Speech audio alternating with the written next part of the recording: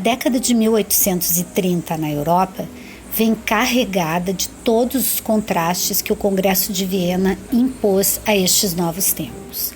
Enquanto a nobreza tentava reviver os seus dias de glória de antes do período napoleônico e da Revolução Francesa, a fome assolava as ruas das grandes capitais europeias. A burguesia tinha que lidar com os desafios de existir, de sobreviver e de ter sucesso neste mundo novo.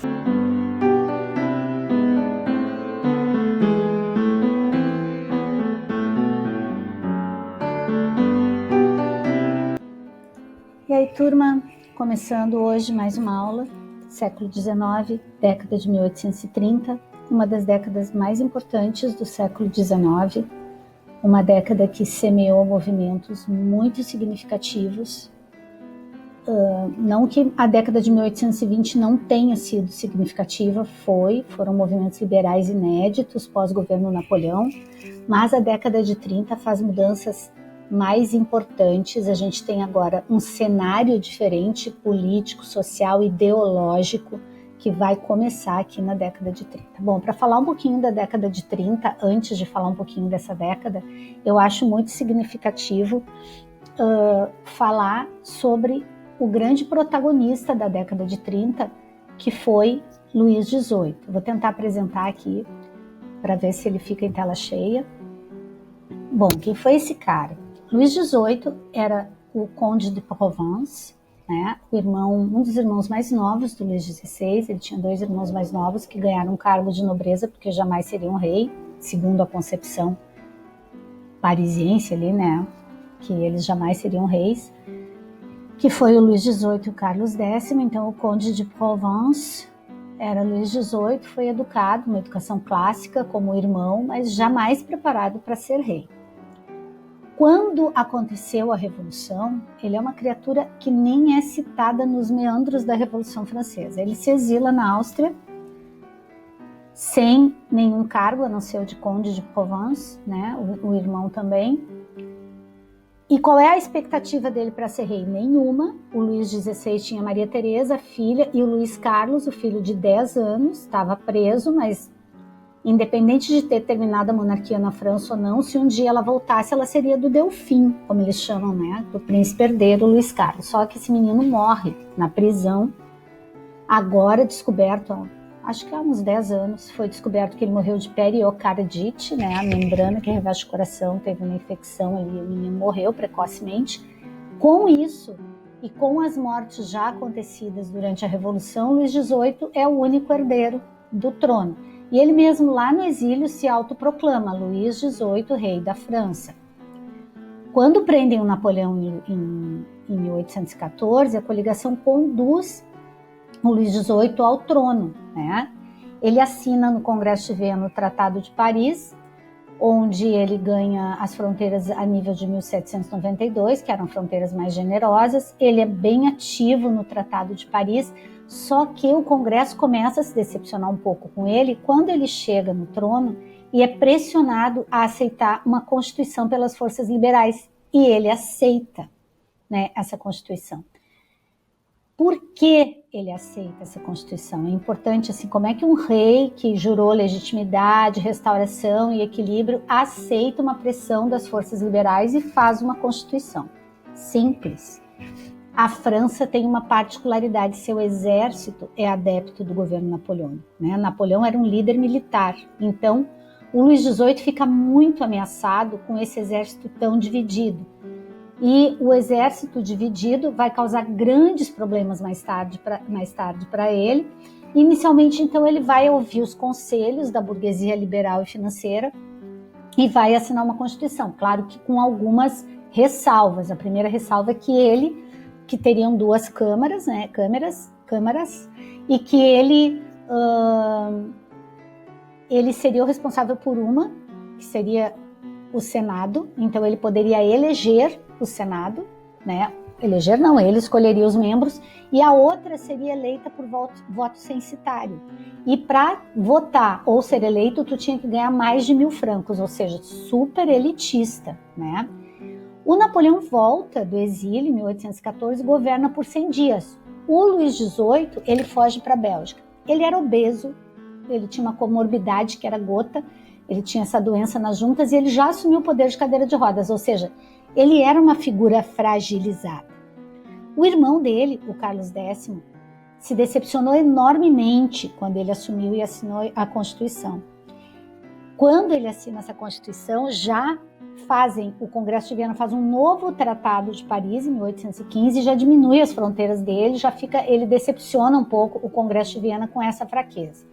Bom, ele acaba então assumindo o poder, ele é um rei elitista, ele é católico, ele mantém privilégios da nobreza, ele mantém a França católica. A França não é mais um estado laico, como era na época do Napoleão e dos jacobinos e girondinos e coisa e tal, mas ele mantém a liberdade religiosa, ele mantém certa liberdade de imprensa, ele consegue segurar a situação sem nenhuma revolução enquanto ele governa. Ele governa de 1814, intervalo de 100 dias, 1815, até ele morrer em 1824. Na época da morte dele, a situação parisiense, ou situação francesa, né, é a seguinte: a gente tem os ultrarrealistas, que eram seguidores do Carlos X, do irmão dele, que queriam a volta do absolutismo puro. A gente tem os bonapartistas, ou restauradores, que queriam a volta de Napoleão Bonaparte, né, que tinha boa parte do exército que seguia esses bonapartistas. E os radicais, que eram aqueles estudantes, aquele pessoal mais assim voltado à ala da decepção da volta da monarquia, que queria os ideais da Revolução Francesa, né? Esses radicais vão ser bem persistentes. Quando ele morre, em 1824, ele já tinha gastado muito dinheiro mantendo um exército nas fronteiras, porque boa parte do exército desertou depois da morte de Napoleão, e boa parte conspirou contra ele, se juntou aos radicais. Então, o que acontecia? Ele ficou muito sem efetivo para guardar as fronteiras, ele contratou mercenários. Então, isso era uma crítica ao governo dele, que o próprio irmão fazia, né? Que era um horror. Quando ele morre em 1824, o Carlos X assume, não existia nenhum herdeiro Bourbon direto, a não ser o Carlos X. Isso a população ficou muito decepcionada e muito de olho no que ia acontecer em 1824. Porque sabiam que era o caminho da escravidão monárquica, né? Que o Carlos X dizia o que ele ia fazer, mas mesmo assim, pela hereditariedade, o povo não teve o que fazer e o Carlos X assumiu o poder. Como era previsto, aos poucos ele vai tirando todos os direitos individuais e voltando ao absolutismo puro, né?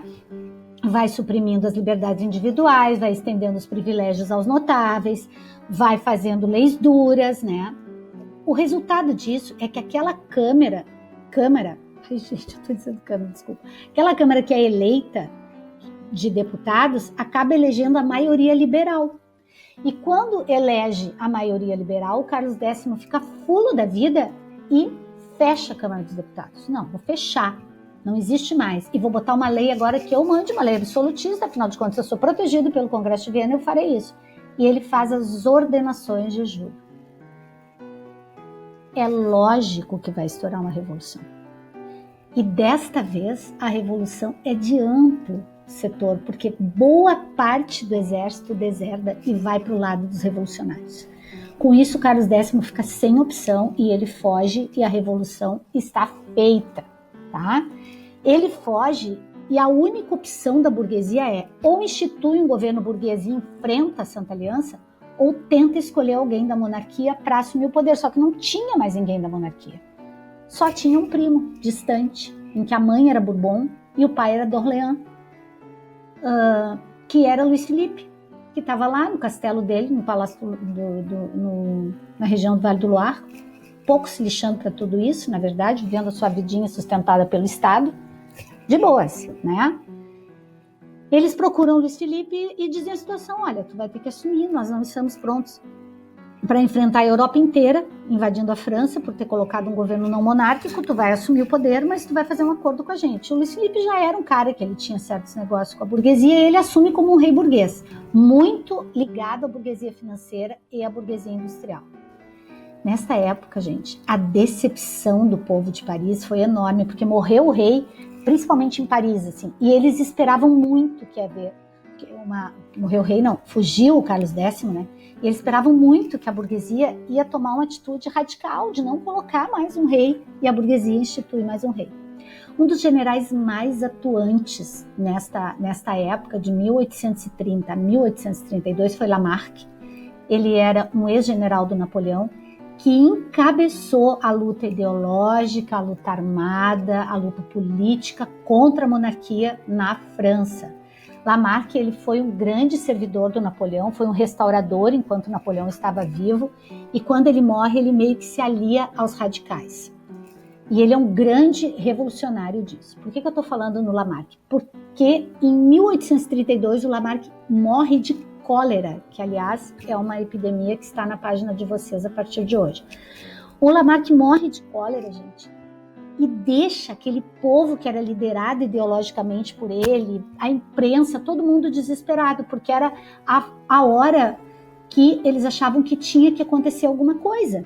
E acontece a rebelião de junho de 1832 em Paris, uma das rebeliões mais significativas deste período, em que o povo, durante o enterro do Lamarck, eles fazem eles idealizam e constroem uma barricada. A música Do You Hear People Sing e a cena do enterro do Lamarck no filme Os Miseráveis de 2012 é uma das cenas mais lindas do cinema e mais significativas para explicar essa revolução.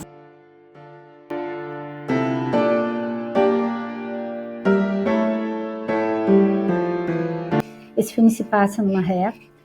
Na verdade, não se passa numa ré, ele tem como fundo de pano os imigrantes de uma ré sendo liderados pela burguesia. Por que eu achei legal passar esse clipe para vocês para encerrar essa década de 30 na França?